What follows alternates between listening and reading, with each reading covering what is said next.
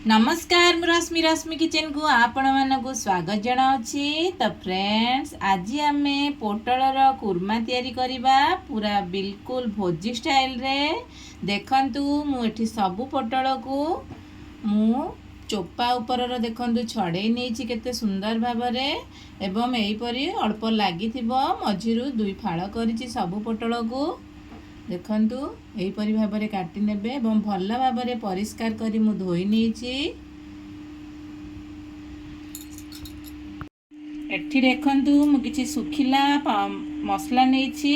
मोटे हळदी powder, Kashmir chilli, red chilli, meat मसला, धनिया पाउडर, स्वाद अनुसार किछि लूण नेछि एवं मेथी पाउडर पत्र नेछि, पियाज एवं अदा रसुण एतिकी सब मु ग्राइंडर करिवि एवं टमाटर मु दुईटी नेछि लंबा लंबा पीसेस करी पोटल साइज रो काटिछि। आलू दुईटी एवं एठी मु किछि काजू एवं पोस्त को मु घंटा हेलानी बतरेई की रखी देछि ताकू हमें ग्राइंडर करबा एवं एठी किछि फुटण पई तेजपत्र, दालचीनी, जीरा नेछि एवं एठी किछि नडिया को मु पीसेस छोट छोट पीसेस रे काटी नेछि ताकू ग्राइंडिंग करी तार क्षीर बाहर करबा बा नडिया रस बाहर करबा।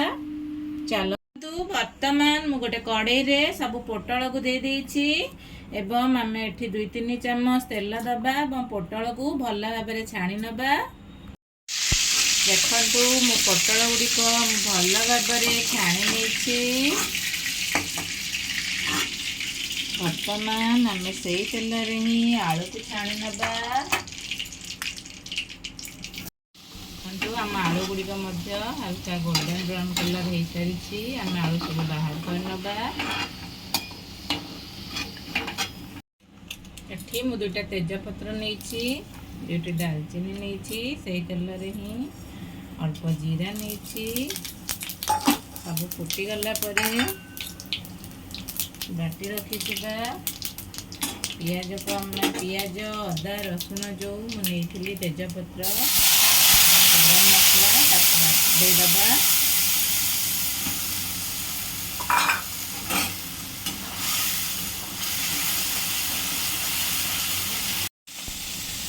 जो मु सुखिला पाउडर रखी मसला ताकू सब ऐड करबा लूण सहित।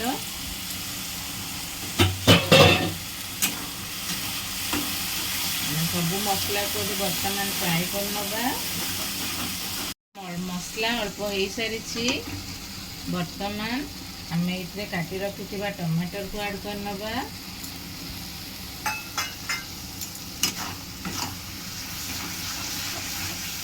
टमाटर मसला सब फ्राए कर नबा।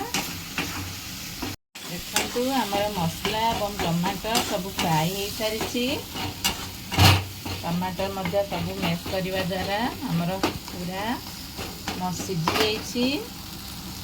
वर्तमान आम ये जो काजू पोस्त रखी ताकू ऐड करी। आपण मैंने चाहिए एठी मगज मध्य दे पारिबे।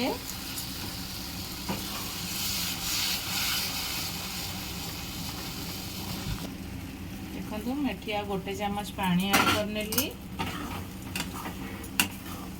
वर्तमान आम को अल्प फ्राए कर नबा। पोस्त दबा द्वारा ता फ्लेवर टी बहुत बढ़िया लगे। आमर काजू पोस्तर बटा मध्य भल भाव में हो सारी आम बेसी करवानी फ्राए। वर्तमान मुझे छाणी रखि पोटल एवं आलू को ऐड कर नौछि। वर्तमान आम या 2-3 मिनिट आम या फ्राए करनबा कवर करके आम पानी दे दबा। देखंतु आमर भल भाव में पोटल आलू मसला सहित फ्राए कर सारी। वर्तमान एठी मु किछि अल्प गरम पानी नेछि। आम एठी बेसी पानी दबानी। आम ग्रेवी टी एठी मोटा हबो कारण एटा हमर पोटल कुर्मा भोजी स्टाइल रे आम बनैबा।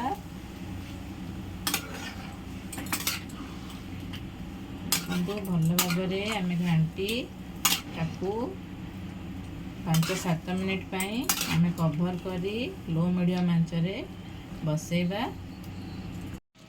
ବର୍ତ୍ତମାନ ଦେଖନ୍ତୁ ଆମର ଗ୍ରେଭିଟି କେତେ ମୋଟା ହେଇଛି, ପୁରା ଭୋଜି ଷ୍ଟାଇଲ ପରି ହିଁ ଦେଖାଯାଉଛି। ବାସ୍ନା ତ ଏତେ ସୁନ୍ଦର ହେଉଛି, କେତେ ସୁନ୍ଦର କଲର କମ୍ବିନେସନ୍। ଦେଖନ୍ତୁ ବହୁତ ଟେଷ୍ଟ ହେଇଥିଲା ଆମର ଏଇ ପୋଟଳ କୁର୍ମାଟି। ମୁଁ ଏଠି ଯେଉଁ ନଡ଼ିଆର କ୍ଷୀର ବାହାର କରିଥିଲି ତାକୁ ଦେଇଦେବି ଏବଂ ତାକୁ ପୁଣି ଆମେ 1-2 ମିନିଟ୍ ପାଇଁ ଫୁଟେଇ ନେବା। ଆପଣଙ୍କ ପାଖେ ଯଦି ନଡ଼ିଆ ନଥିବ ତାହେଲେ ଆପଣ ଏଠି କ୍ରିମ୍ ଦେଇଦେବେ। ତା ଫ୍ଲେଭର୍ ବହୁତ ବଢ଼ିଆ ଲାଗେ। ନଡ଼ିଆ ଦେବା ଦ୍ୱାରା ହିଁ ବେଶୀ ଭଲ ଲାଗିଥାଏ। ଚେଷ୍ଟା କରିବେ ନଡ଼ିଆର କ୍ଷୀର ଦେବା ପାଇଁ।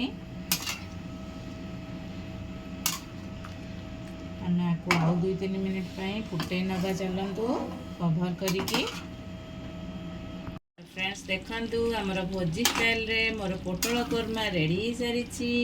वाओ केते सुंदर हेछि देखंतु। ता ग्रेविटी मध्ये केते मोटा हेछि, बहुत टेस्ट हेतिला। आपण माने निश्चित भाबे रे ए प्रोसेस रे घरे तयारी करंतु एवं कमेंट रे लिखंतु आपनको किपरि लागिला मोर ए रेसिपीटी। चलंतु वर्तमान हमें सर्व करबा। हमें वर्तमान शेष रे किछि धनिया पत्र ऐड करनबा।